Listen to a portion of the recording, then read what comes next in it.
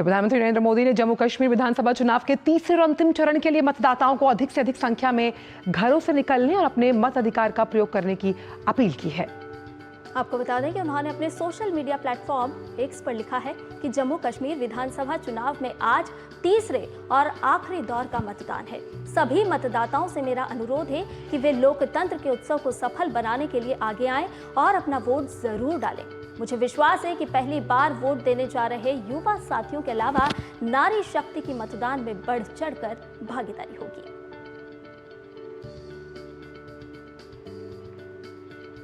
तो केंद्रीय गृह मंत्री अमित शाह ने भी मतदाताओं को जम्मू कश्मीर में सशक्त सरकार बनाने का आह्वान करते हुए विकास के लिए मजबूत सरकार को जरूरी बताया। जम्मू कश्मीर में आज तीसरे और अंतिम चरण के लिए मतदान है। सोशल मीडिया पोस्ट पर उन्होंने साझा करते हुए पोस्ट लिखा। उन्होंने लिखा कि जम्मू कश्मीर को एक ऐसी सरकार की जरूरत है जो विजनरी भी हो और यहाँ की सुरक्षा, शांति और स्थिरता के लिए मजबूत निर्णय भी ले सके। आज यहाँ अंतिम चरण में मतदान करने वाली जनता अपनी वोट की शक्ति से एक ऐसी सरकार बनाए जो जम्मू कश्मीर को आतंकवाद, अलगाववाद, परिवारवाद और भ्रष्टाचार से दूर रखे और हर वर्ग के अधिकारों की रक्षा के लिए दृढ़ संकल्पित हो। जम्मू कश्मीर में पर्यटन, शिक्षा, रोजगार व चौतरफा विकास के लिए ऐतिहासिक मतदान करें।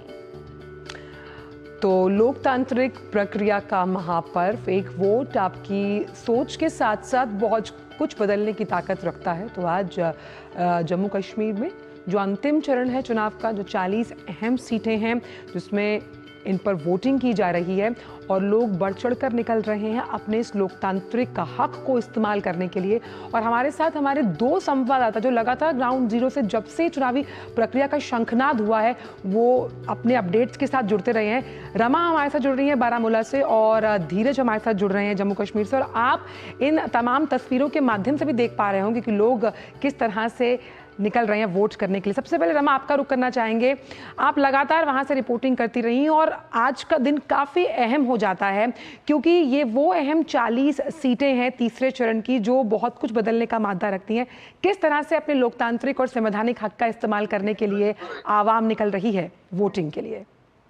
देखिए, बड़ी संख्या में लोग सुबह से ही निकल रहे हैं। इस वक्त मैं आजादगंज में हूँ बारामूला के, और यहाँ पर ये कहा जाता है कि यहाँ पर वोटिंग होती ही नहीं थी। लोकसभा चुनाव में पहली बार यहाँ पर लोग निकले थे मतदान के लिए और उसके बाद जिस तरह से मतदान प्रक्रिया में उनका विश्वास कायम हुआ है, आज आप देख सकते हैं बड़ी संख्या में लोग यहाँ पर भी निकल रहे हैं, अपने अधिकार का प्रयोग कर रहे हैं, अपने कर्तव्य को समझ रहे हैं। पिंक पोलिंग बूथ पर इस वक्त मैं मौजूद हूँ और इस तरह की जो है तमाम पोलिंग बूथ जो है यहाँ पर जो चुनाव आयोग के द्वारा बनाए गए हैं, सेल्फी पॉइंट भी यहाँ पर है और कुछ लोग आकर सुबह सुबह अपनी सेल्फी यहाँ से लेकर चले भी गए हैं। तो ये अपने आप में उत्साह दिखाता है और लोकतांत्रिक प्रक्रिया में विश्वास को दिखाता है। और जिस जगह से लोग नहीं निकल रहे हैं वहां से अब निकल कर आ रहे हैं, तो ये अपने आप में बहुत उत्साहजनक है। और सबसे बड़ी बात जो आपने कही कि जो 40 की 40 सीटें हैं बहुत कुछ बदलने का मादा रखते हैं, तो अपने आप हर सीट पर यहाँ पर बहुकोणीय लड़ाई है।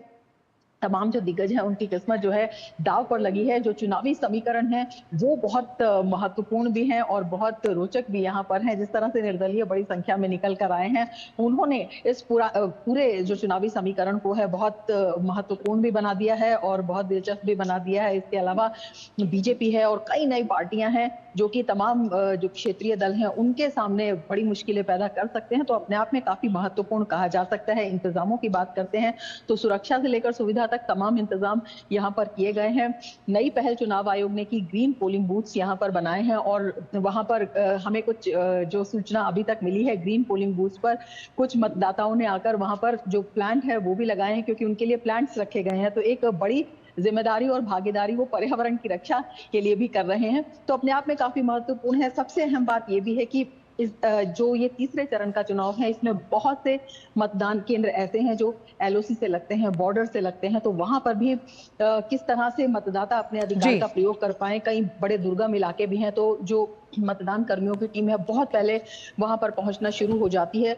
कई जगह बहुत मुश्किल होता है, लेकिन सभी चैलेंजेस को जूझते हुए चुनाव आयोग, स्थानीय प्रशासन ने तमाम इंतजाम किए हैं और वो इंतजामों का असर दिख भी रहा है। लंबी लंबी लाइनें दिखाई दे रही हैं उन क्षेत्रों में भी जो दुर्गम कहे जाते हैं। अपने मुद्दों को लेकर जम्मू कश्मीर में एक नई राजनीतिक तस्वीर बनाने को लेकर मतदाता यहाँ पर आ रहे हैं।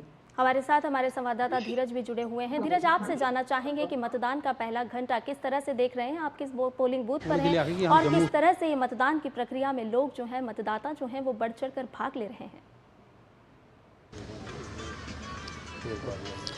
देखिए, सुबह से मैं 7 बजे सुबह से मैं गांधीनगर के इस मतदान केंद्र पर हूं और गांधीनगर के बारे में ये कहा जाता है कि गांधीनगर जो जम्मू कश्मीर का हाई प्रोफाइल एरिया है और ख़ास करके जम्मू की बात करें तो जम्मू में ये हाई प्रोफाइल एरिया माना जाता है। यहाँ बड़े बड़े लोगों की कोठियाँ हैं, बड़े बड़े लोग रहते हैं। लेकिन सुबह जिस तरीके से 7 बजे से हमने देखा कि लोगों की लंबी लंबी कतारें, महिलाओं की कतारें, बुजुर्गों की कतारें हमने देखी और उनसे कई लोगों से हमने बात की तो उन्होंने साफ तौर पे कहा कि पहले हमने मतदान आकर किया है, इसके बाद हम बच्चों के लिए ब्रेकफास्ट बनाएंगे या बाकी जो हमारा घर का काम है वो बाद में करेंगे। तो ये उत्साह दिखाता है कि किस तरह से लोगों ने जमहूरियत के जश्न में हिस्सा लिया है। और अभी सुबह 7 बजे से आप हमारे पीछे देख सकते हैं कि कई लोग जिन्होंने कि मतदान किया है और वो मतदान करने के बाद हमारे साथ पहुंचे हैं। आपको उंगलियां दिखा रहे हैं कि कैसे उन्होंने अपने मताधिकार का प्रयोग किया है, अपने वोटिंग राइट का इस्तेमाल किया है। देखिए, कई लोगों से हमने बात की कि आपने मतदान सुबह सुबह आकर किया तो आपके दिल में क्या था। वो बेहतर जम्मू कश्मीर चाहते हैं, बेहतर राज्य चाहते हैं, वो ऐसा राज्य चाहते हैं जहां उनके बच्चे की बेहतर पढ़ाई हो, आईआईटी हो, आईआईएम हो। हालांकि जम्मू को आईआईटी और आईआईएम मिला है, इसके अलावा जम्मू को मेडिकल कॉलेज भी मिला है, एम्स की सुविधाएँ मिली है। तो ये सब तमाम मुद्दे हैं जो लोगों के जेहन में हैं। और सबसे बड़ी बात, जो धारा 370 के निरस्त होने के बाद जिस तरीके से जो एक जागरूक महिलाओं ने मुझे बताया कि देखिए अब हम अपने बच्चों को दूसरों के साथ भी भेज देते हैं। तो देखिए ये बहुत बड़ी बात है, क्योंकि लोग पहले बच्चों को अपने साथ लेकर निकलना नहीं चाहते थे, क्योंकि उनके मन में एक तरीके का जो दहशत का आलम या एक तरीके से उनके अंदर एक खौफ होता था कि हमारे बच्चे जब बाहर पहुंचेंगे तो वो सुरक्षित रहेंगे या नहीं रहेंगे। लेकिन वो खुद, मैं आपको अभी दिखाऊंगा कि महिलाओं ने खुद कहा कि अब हम अपने बच्चों को दूसरे के साथ भी भेजते हैं और हम खुले में घूमते हैं, खरीदारी करते हैं और अपनी बातें करते हैं। तो ये जो बातें हैं, ये जो आम जनता की बातें हैं जो कि बता रहे हैं कि किस तरीके से यहाँ बदलाव हमने देखा है, किस तरीके से हमने इस बात की तस्दीक करता है। जो लंबी लंबी कतारें हैं, बेखौफ लोग निष्पक्ष प्रक्रिया में भागीदारी देने के लिए आए हैं। धीरज, आपके पास वापस आएंगे। रमा हमारे साथ जुड़ी है। रमा, आप लगातार कई वक्त से वहां से रिपोर्टिंग कर रही हैं, लेकिन एक जो बदलाव हम सब देख रहे हैं कि जमहूरियत को कायम करने के लिए, उसका मुस्तकबिल लिखने के लिए वहां का जो युवा है वो इस वक्त आगे आ रहा है और वो भी चाहता है कि लोकतांत्रिक प्रक्रिया के लिहाज से जब ये चुनाव हो रहे हैं उसमें उनकी भागीदारी साफ तौर पर नजर आती हुई। बिल्कुल, युवाओं की भागीदारी साफ तौर पर नजर आ रही है। युवा चेहरे जो है चुनावी मैदान में बड़ी संख्या में उतरे हैं।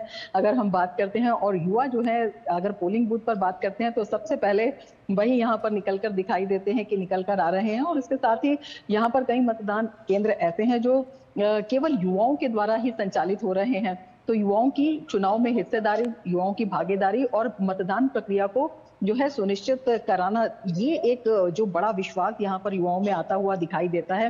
पहले आप देखिए, युवा बड़े यहाँ पर भ्रमित हुआ करते थे, किसी भी चीज के लिए आगे नहीं निकलते थे। युवाओं के हाथों में पहले यहाँ पर पत्थर हुआ करते थे, युवाओं के दिमाग में पहले यहाँ पर एक अस्पष्ट तस्वीर हुआ करती थी। लेकिन अब देखिए, युवा जिस तरह से कह रहा है कि मुझे रोजगार चाहिए, मुझे स्टार्टअप चाहिए, मुझे यहाँ पर जहाँ पर मैं रहता हूँ, चाहे दूर दराज के लोग भी हैं, वो कहते हैं यहाँ पर इंडस्ट्री आनी चाहिए। तो कितना बड़ा बदलाव जो है ये दिखाई देता है युवाओं की सोच में भी और यहाँ की तस्वीर में भी। तो अपनी तस्वीर और यहाँ की तस्वीर बदलने के लिए युवा बड़ी संख्या में यहाँ पर निकल कर आ रहे हैं। और ये अपने आप में दिखाता है कि किस तरह से एक स्टीरियोटाइप जिस यहाँ पर जो बन गया था। बहुत से युवाओं से हमारी बात हुई थी तो उन्होंने कहा था पहले हमें मौके नहीं मिलते थे, ना नौकरी में मौके मिलते थे, ना काम में मौके मिलते थे, और ना ही जो राजनीतिक भागीदारी है उसमें उनको हिस्सेदारी मिलती थी। लेकिन जिस तरह से यहाँ पर पंचायत चुनाव पहले हुए, डीडीसी हुए, बीडीसी हुए, और उसमें एक आम परिवार का जो बच्चा है वो भी चुनाव लड़कर जीता और एक जिम्मेदारी उसने अपने हाथ में ली, तो उससे एक बड़ा विश्वास आया कि लोकतांत्रिक प्रक्रिया पहले यहाँ नहीं पता था लोगों को होती क्या है। एक परिवारवाद की बात सब कहते हैं कि जो राजनीतिक दल आए उन्होंने अपने परिवारों को बढ़ाने का काम ही किया, लेकिन लगातार 2019 के बाद से जिस तरह से यहाँ पर लोकतांत्रिक मूल्य स्थापित किए गए और सबकी हिस्सेदारी हुई, तो उनको विश्वास हुआ कि नहीं, हर परिवार को एक विश्वास हुआ कि मेरा बच्चा भी एमएलए बन सकता है, मेरा बच्चा भी एमपी बन सकता है, मेरा बच्चा भी मुख्यमंत्री बन सकता है। तो ये जो हिस्सेदारी लोगों की दिखाई दे रही है ना, ये इस विश्वास की वजह से है। तो एक बड़ी भागीदारी, एक बड़ा विश्वास इस पूरी प्रक्रिया में यहाँ पर दिखाई देता है। बिल्कुल, और ये नजर आता है लंबी कतारों में। और 2 चरणों के बाद जो तीसरा चरण है, चुनाव आयोग के साथ साथ पूरे देश को उम्मीद है कि यहाँ से बम्पर वोटर टर्नआउट निकलकर सामने आएगा। आप दोनों ही हमारे साथ बने रहिएगा, क्योंकि ये जो चुनावी अपडेट्स हैं और जिस तरह से यहाँ वोटिंग चल रही है, इस पर आपसे आगे भी बात करेंगे। लेकिन वक्त एक छोटे से ब्रेक का है। आप